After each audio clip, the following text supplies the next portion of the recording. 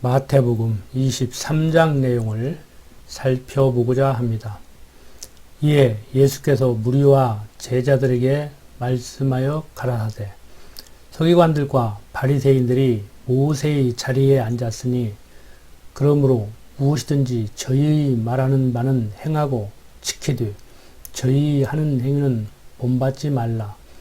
저희는 말만 하고 행치 아니하며 또 무거운 짐을 묶어 사람의 어깨에 지우되 자기는 이것을 한 손가락으로도 움직이려 하지 아니하며 저희 모든 행위를 사람에게 보이고자 하여 하나니 곧 그 차는 경문을 넓게 하며 옷수를 크게 하고 잔치 상석과 회당의 상좌와 시장에서 문안받는 것과 사람에게 랍비라 칭함을 받는 것을 좋아하느니라.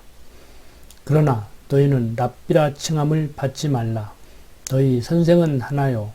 너희는 다 형제니라. 땅에 있는 자를 아비라 하지 말라. 너희 아버지는 하나이시니 곧 하늘에 계신 자시니라. 또한 지도자라 칭함을 받지 말라. 너희 지도자는 하나이니 곧 그리스도니라.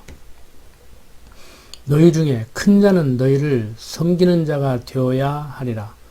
누구든지 자기를 높이는 자는 낮아지고 누구든지 자기를 낮추는 자는 높아지리라. 자, 1절 다시 보면 이에 예수께서 무리와 제자들에게 말씀하여 가라사대 23장 마지막에 보면은 바리새인들이 모였을 때 예수께서 그들에게 물으신 일이 있습니다. 뭐라고 물었느냐면은 너희는 그리스도에 대하여 어떻게 생각하느냐? 네 자손이냐? 대답하되 다윗의 자손이니이다.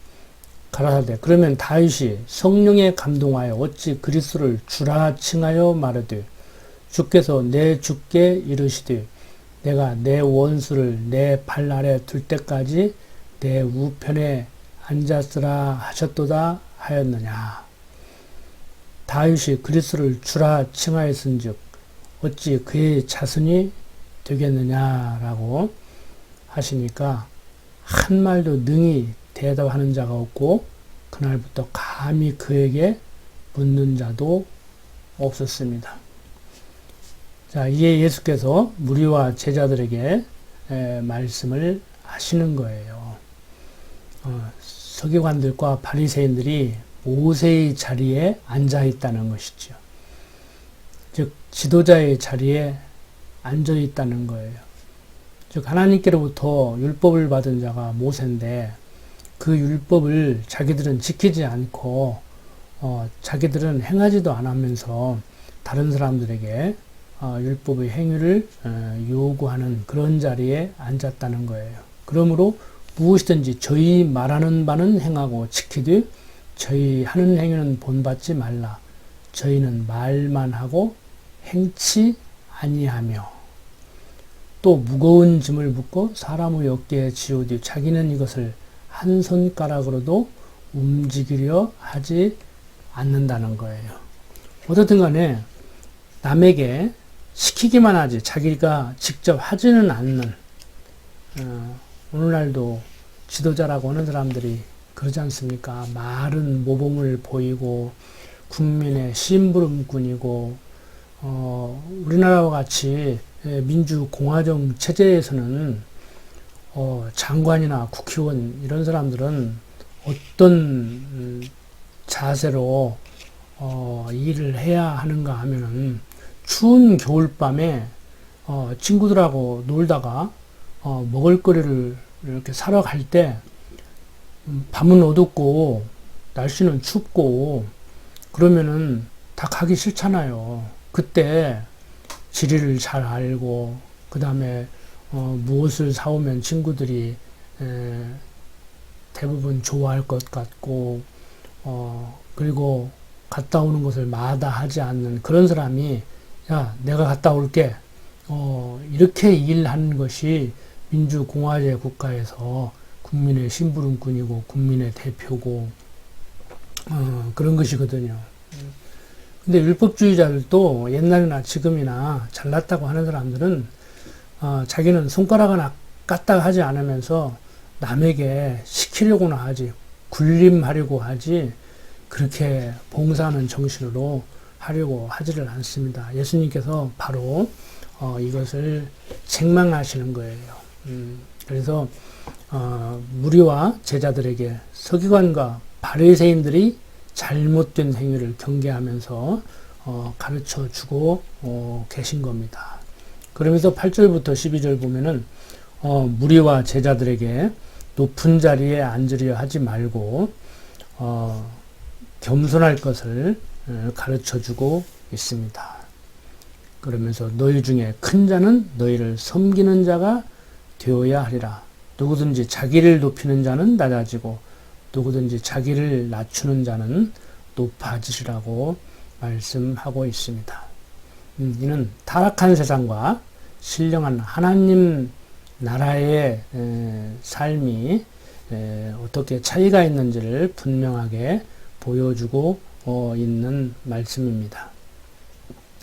타락한 세상에서 자기를 높이는 자는 하나님 나라에서 낮아지고 타락한 세상에서 자기를 낮추는 자는 하나님의 나라에서 높아진다고 말씀을 하고 있습니다. 물론 성경을 행동의 규범으로 받아들여서는 안 되겠지만 행동의 규범으로 받아들인다고 하더라도 뭐 크게 뭐 문제 될 것은 없지요. 그런데 오늘날 하나님이 어떠한 분이심을 배우는 그러한 책이라고 여기지 않고 기독교인은 어떻게 살아야 되는가를 얘기해주고 있는 행동의 규범으로 받아들이고 있는 자들까지라도 하는 행동들을 보십시오. 장로라는 사람들이, 목사라는 사람들이, 교회의 직분자라는 사람들이, 뭐 교회의 직분자뿐만이 아니고 일단 성도라고 일컬음을 받은 사람들은 성경적 기독교 가치관에 의한 그러한 사고를 하고 살아야 될 거 아닙니까? 그런데 특히 정치하는 사람들 보면은 참 가관이죠. 서로 나서서 자기가 뭐 대통령 해야 된다, 내가 국회의원 해야 된다, 내가 장관 해야 된다, 내가 대통령 하면 당신들 잘 먹고 잘 살게 해주겠다. 그리고 서로 상대를 헐뜯기에 급급하고 이렇게들 살아가고 있지 않습니까? 그래서 성경이 우리 기독교인들이 어떻게 살아야 되는가를 얘기해 주고 있는 행동의 규범서는 아니지만 굳이 성경적 기독교 가치관을 가지고 살아가고 있는 우리들이 어떻게 살아야 되는가라고 하는 그러한 생각을 할 때 뭐 규범으로 받아들여도 크게 손색은 없다고 그렇게 보고 있습니다. 그러니까 하나님을 여호와로 알고 살면 되죠. 하나님을 여호와로 알고 살지 않으니까 하나님께서 섭리하시는 것을 인정하지 않고 자기가 무엇을 어떻게 하려고 하니까 그런 말이 안 되는 소리들을 하고 있는 겁니다.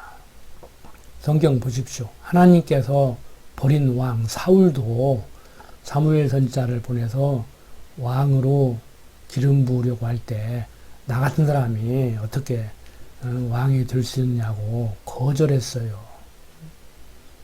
그런데 하나님의 택한 백성이라고 하는 사람들이 자기가 대통령을 해야 된다고 하고 대통령이 왕은 아니지만 사실 나라를 다스리는 그런 입장에서 볼 때 과거 왕정시대의 왕이라고 해도 과언이 아니지 않습니까? 특히 우리나라 같은 경우는 제왕적 대통령 제도를 하고 있기 때문에 왕이라고 해도 크게 다를 바 없다고 봅니다. 그런데 겸손하지 못하게 그렇게 서로 자기가 대통령을 해야 된다고 큰 소리를 치고 상대를 어떻게든지 깎아내리려고 하는 그러한 정책적 대결도 없이 국민들의 마음만을 사려고 하는 그 사람들은 또 한번 해보겠다고나 그러지. 그 사람들과 같이 맞서서 한번 해보지는 못할 망정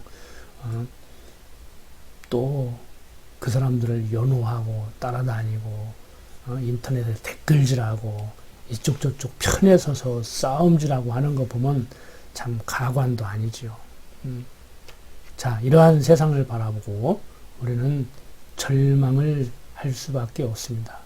그렇지만 절망 가운데 빠져서 세상을 부정적으로만 바라볼 것이 아닌 것은 하나님께서는 당신 뜻대로 섭리하시는 분입니다. 그래서 우리는 하나님을 여호와로 알고 경외하는 삶을 살 때 소망을 갖게 되는 것이죠. 자, 계속해서 13절부터 22절 보도록 하겠습니다. 13절부터 22절 읽도록 하겠습니다. 화 있을진저 유식하는 서기관들과 바리새인들이여, 너희는 천국문을 사람들 앞에서 닫고 너희도 들어가지 않고 들어가려 하는 자도 들어가지 못하게 하는도다. 화 있을진저 유식하는 서기관과 바리새인들이여, 너희는 교인 하나를 얻기 위하여 바다와 육지를 두루 다니다가 생기면 너희보다 배나 더 지옥 자식이 되게 하는도다. 화 있을진저 소경된 인도자여, 너희가 말하되 누구든지 성전으로 맹세하면 아무 일 없거니와 성전의 금으로 맹세하면 지킬지라 하는도다. 우맹이요 소경들이여, 어느 것이 크뇨? 그 금이나 금을 거룩하게 하는 성전이냐? 너희가 또 이르되 누구든지 제단으로 맹세하면 아무 일 없거니와 그 위에 있는 예물로 맹세하면 지킬지라 하는도다. 소경들이여, 어느 것이 크뇨? 그 예물이냐? 예물을 거룩하게 하는 제단이냐? 그러므로 제단으로 맹세하는 자는 제단과 그 위에 있는 모든 것으로 맹세하며, 또 성전으로 맹세한 자는 성전과 그 안에 계신 이로 맹세하며, 또 하늘로 맹세하는 자는 하나님의 보좌와 그 위에 앉으신 이로 맹세함이니라. 자, 본문은 예수께서 구약의 언약을 성취하러 오신 그리스도이심을 유식하는 지도자들을 저주하고 무지를 책망하면서 가르쳐 주시는 내용입니다. 예수님께서는 화 있을진저 유식하는 서기관들과 바리새인들이여, 너희는 천국문을 사람들 앞에서 닫고 너희도 들어가지 않고 들어가려 하는 자도 들어가지 못하게 하는도다라고 책망하십니다. 이렇게 예수님께서 서기관들과 바리새인들에게 저주를 선언하시는 까닭은 그들이 천국문을 닫고 자기들이나 남들도 들어가지 못하게 하기 때문이라고 하십니다. 자, 계속해서 화 있을진저 유식하는 서기관들과 바리새인들이여, 너희는 교인 하나를 얻기 위하여 바다와 육지를 두루 다니다가 생기면 너희보다 배나 더 지옥 자식이 되게 한도다라고 책망하고 계십니다. 참 이게 얼마나 참 큰 저주입니까? 이보다 더 큰 저주가 어디가 있습니까? 서기관들과 바리새인들이 교인이 생기면 천국으로 보내지도 않고 도리어 지옥으로 보낸다는 거예요. 이렇게 예수님께서는 천국문을 닫고 지옥으로 보내는 의식하는 지도자들을 책망이라기보다는 정말 저주를 하고 있습니다. 계속해서 예수님께서는 화 있을진저 소경된 인도자여, 너희가 말하되 누구든지 성전으로 맹세하면 아무 일 없거니와 성전의 금으로 맹세하면 지킬지라 하는도다라고 책망하고 계십니다. 무지에서 진리를 올바로 보지 못하는 지도자라고 자처하는 이 인도자들을 책망하고 있습니다. 백성들을 잘못 가르쳐도 보통 잘못 가르치는 것이 아니지 않습니까? 그래서 이렇게 책망을 하고 있는 겁니다. 그리고 이어서 우맹이요 소경들이요, 어느 것이 크뇨? 그 금이냐? 금을 거룩하게 하는 성전이냐라고 질책하셨습니다. 성전보다 금을 중요시하여 각각 분리해서 가르치는 무지한 지도자들을 향한 질책인 것이지요. 너희가 또 이러되 누구든지 제단으로 맹세하면 아무 일 없거니와 그 위에는 예물로 맹세하면 지킬지라 하는도다라고 역시 잘못을 책망하고 계십니다. 제단보다 예물을 더 중요시하여 각각 분리해서 가르치는 무지한 지도자들의 잘못을 구체적으로 지적하고 있는 것이죠. 그러면서 계속해서 소경들이여 어느 것이 크뇨? 그 예물이냐? 예물을 거룩하게 하게 하는 제단이냐? 라고 반문합니다. 예물보다 제단이 크다는 사실을 모르는 지도자들이 무지를 질책하고 있는 것이지요. 이렇게 질책하신 후에는 그러므로 제단으로 맹세하는 자는 제단과 그 외에는 모든 것으로 맹세하며 또 성전으로 맹세하는 자는 성전과 그 안에 계신 이로 맹세하며 또 하늘로 맹세하는 자는 하나님의 보좌와 그 위에 앉으신 이로 맹세함이니라라고 말씀하고 계십니다. 제단과 예물, 성전과 하나님, 하늘과 하나님의 보좌 및 하나님이 각각 분리될 수 있는 것이 아니기 때문에 소경된 인도자들의 가르침은 잘못된 것이라고 얘기를 하고 계신 것입니다.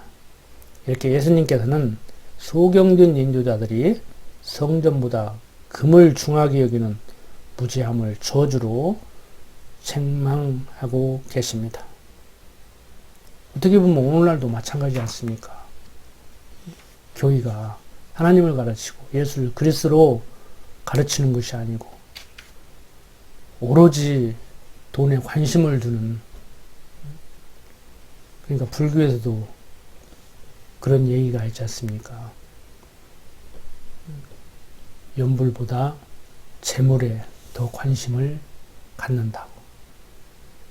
그러니까 종교가 타락하면은 다 이런 모습을 보이게 되는 것입니다. 분명히 종교적으로 보면, 종교적으로 볼 때 불교와 기독교가 지향하는 것이 다른데 오늘날 모습 보면 다 기복적이고 오로지 재물에 관심을 두기 때문에 타락한 종교의 모습이 다 같은 모습으로 보이고 종교는 다 같은 것이라고 이렇게 사람들이 얘기를 하지 않습니까?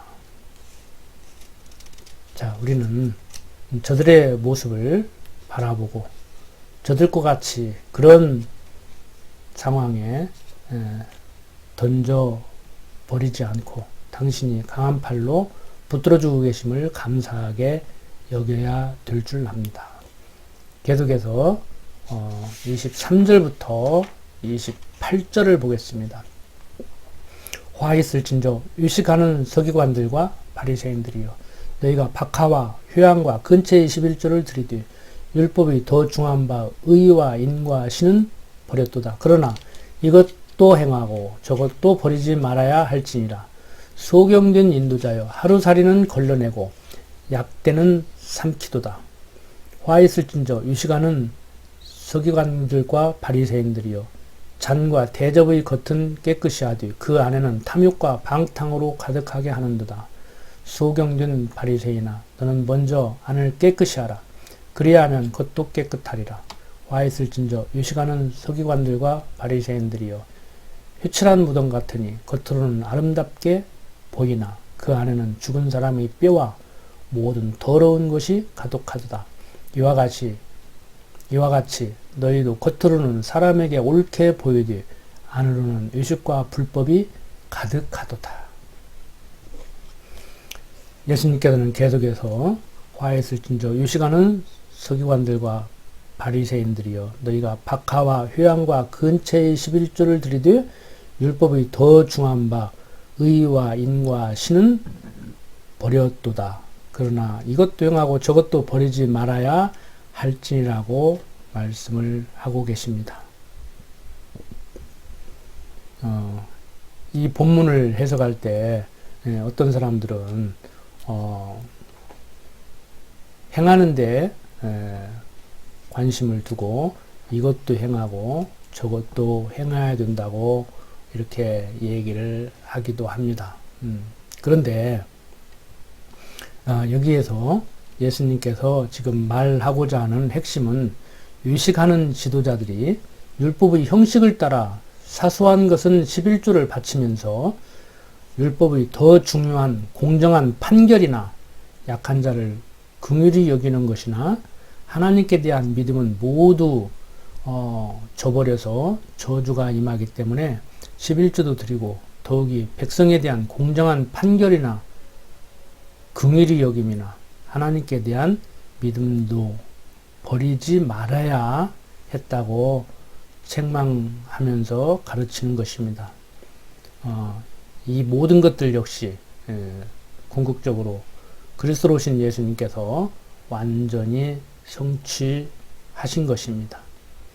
이어서 소경전 인도자여 하루살이는 걸러내고 약대는 삼킨다고 책망하셨는데 사소한 채소는 드리고 율법에서 중요한 것을 버리는 어리석음을 비유로 책망하고 계신 것입니다.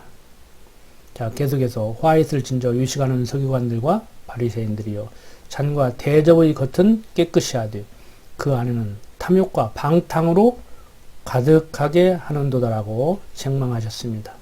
이 역시 유식하는 지도자들에게 유식 때문에 저주가 임한다는 뜻에서 비유로 책망하셨습니다.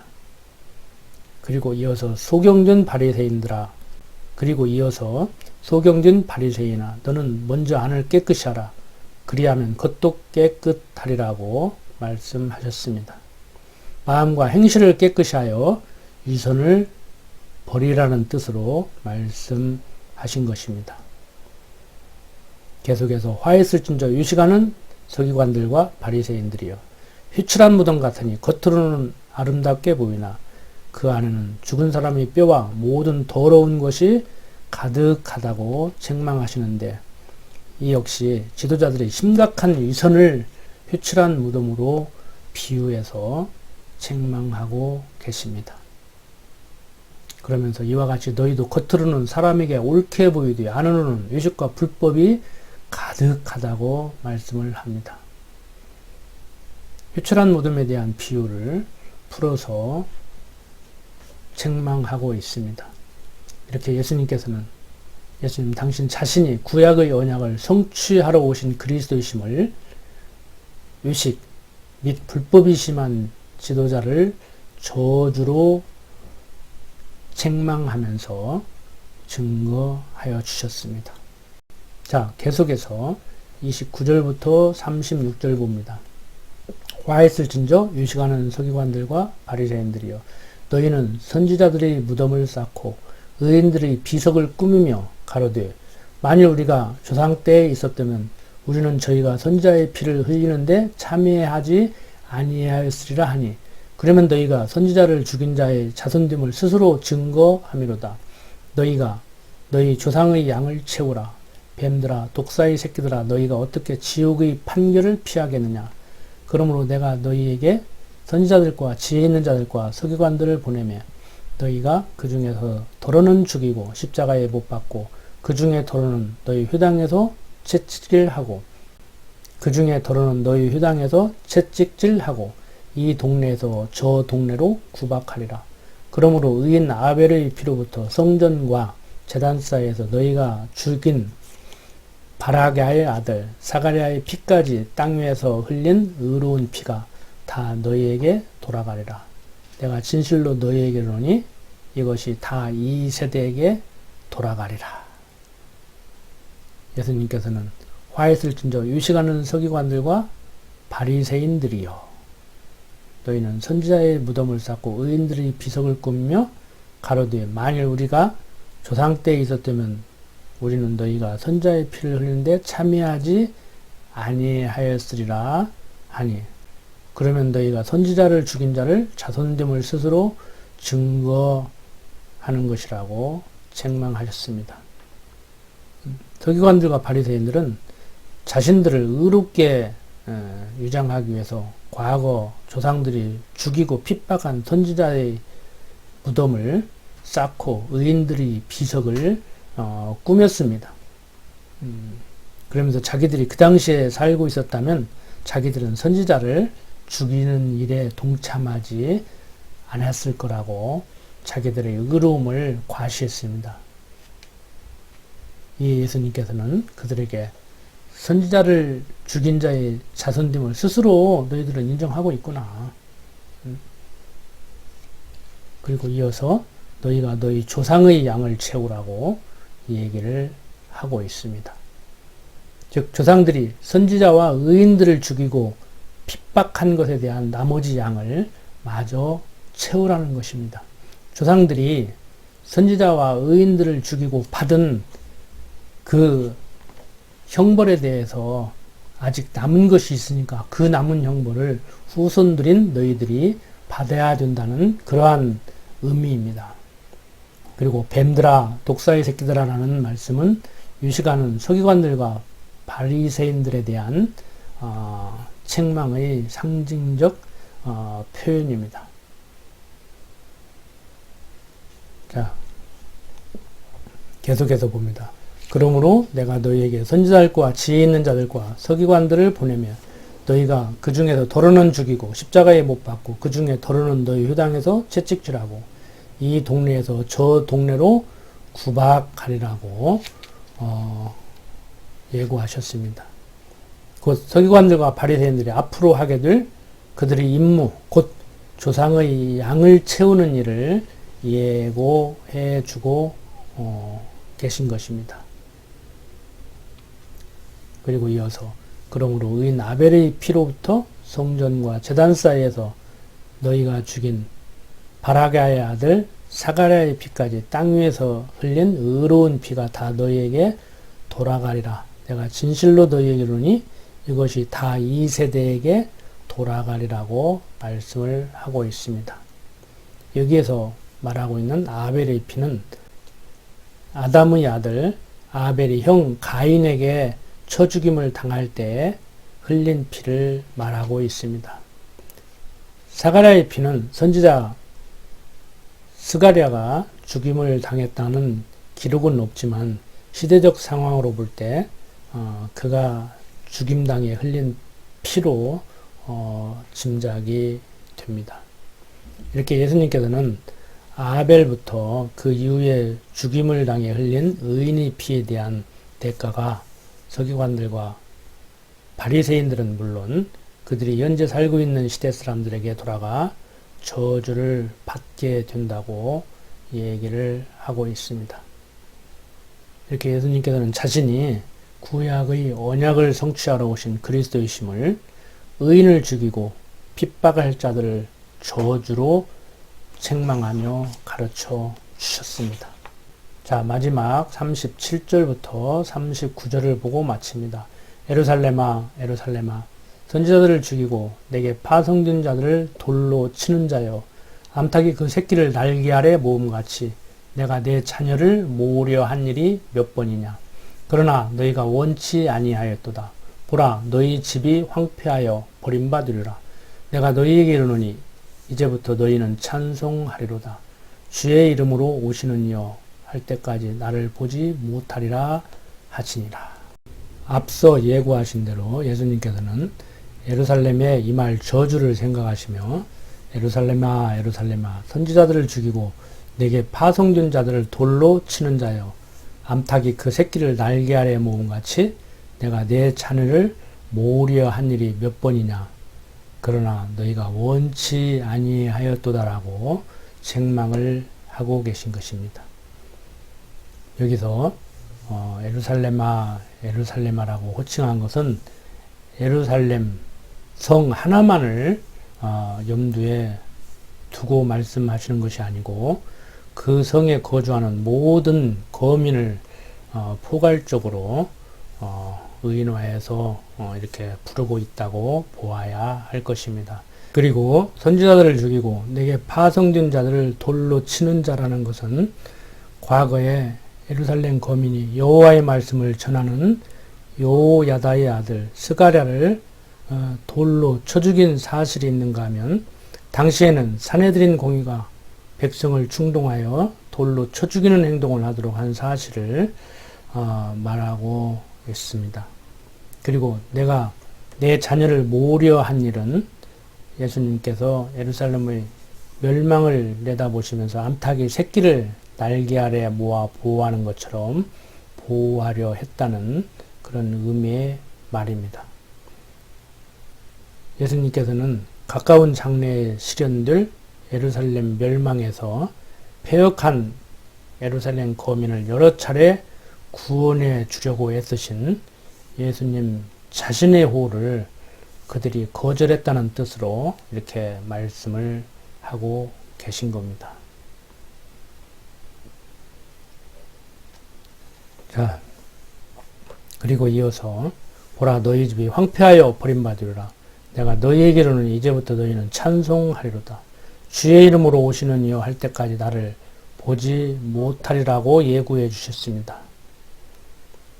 여기에서 주의 이름으로 오시는 이여 할 때, 즉 시편 118편 26절을 인용하고 있는데 이 말은 예수님께서 언약대로 재림하실 때를 얘기하고 있다고 보면 큰 문제가 없습니다. 예수님께서는 예루살렘이 멸망하여 버림받은다며 앞으로 재림하실 때나 다시 보게 될 것이라는 뜻으로 말씀을 하고 계신 것입니다. 자, 이렇게 구약을 성취하러 오신 그리스도로 오신 예수님께서는 지도자의 잘못을 가르쳐 자신을 그리스도로 증거하시고 계십니다.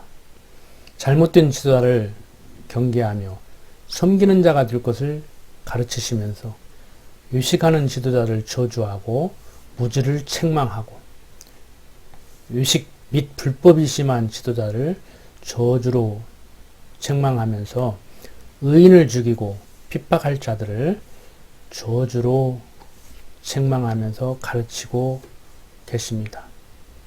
예루살렘이 의인을 죽임으로 황폐하여 버려짐을 가르치고 있습니다. 이러한 가르침의 내용은 여호와 하나님께서 창세전에 작정하신 영원한 뜻에 따라 말씀하신 대로 이루신다는 것을 바탕을 두고 이렇게 얘기하고 있는 겁니다. 오늘 사는 우리들도 마찬가지입니다. 되어지는 모든 일은 하나님의 작정하고 예정하신 가운데 되어집니다. 내가 그렇게 했기 때문에 되는 것이 아니고 하나님께서 그렇게 되게 하려고 그렇게 하게 하신다는 것입니다. 그렇기 때문에 하나님께서 하고자 하시는 일은 우리가 막을 수가 없습니다. 아무리 내가 하려고 해도 하나님께서 못하게 하면 할 수 없는 것이고 아무리 내가 안 하려고 해도 하나님께서 하게 하면 할 수밖에 없는 것입니다. 역사의 주관자, 내 인생의 주관자는 하나님이십니다. 나는 그의 손에 붙들린 섭리의 도구라는 사실을 알고 살아야 됩니다. 이렇게 얘기하면 그럼 나는 아무것도 할 필요가 없겠네요. 이렇게 반문하는 분들이 있는데 그렇지는 않습니다. 지금 하나님이 어떠한 분이신지를 정확히 이해하고 있다면 아무것도 할 필요 없겠네가 아니고 하나님이 나를 들어 쓰시고자 하면은 쓰임 받을 수밖에 없음을 알아야 됩니다. 내가 하고 싶다고 할 수 있는 것도 아니고 하기 싫다고 안 할 수 있는 것도 아니라는 겁니다. 내가 아무리 안 하려고 해도 하나님께서 하게 하면 할 수밖에 없게 되는 것이고 내가 아무리 하려고 해도 하나님께서 못하게 하면 하지 못하게 된다는 것입니다. 어떻든 간에 하나님의 손에 붙들려 사는 우리는 하나님의 백성으로서 심령의 편안함을 누리면서 주어진 시간, 주어진 장소에서 내게 주어진 일, 최선을 다하면서 살아갈 뿐입니다. 기도드립시다. 천지만물을 지으시고 섭리하시는 아버지 하나님, 만세전에 작정하시고 예정하신 가운데 나를 택했고 때가 되면 예수를 그리스도로 믿는 믿음을 선물로 주시고 하나님을 여호와로 알고 살게 하시니 감사합니다. 어떠한 상황 가운데도 역사의 주관자는, 내 인생의 주권자는 하나님이심을 알고 살아가도록 인도하여 주시옵소서. 부족한 종 예수님 이름으로 기도드립니다. 아멘.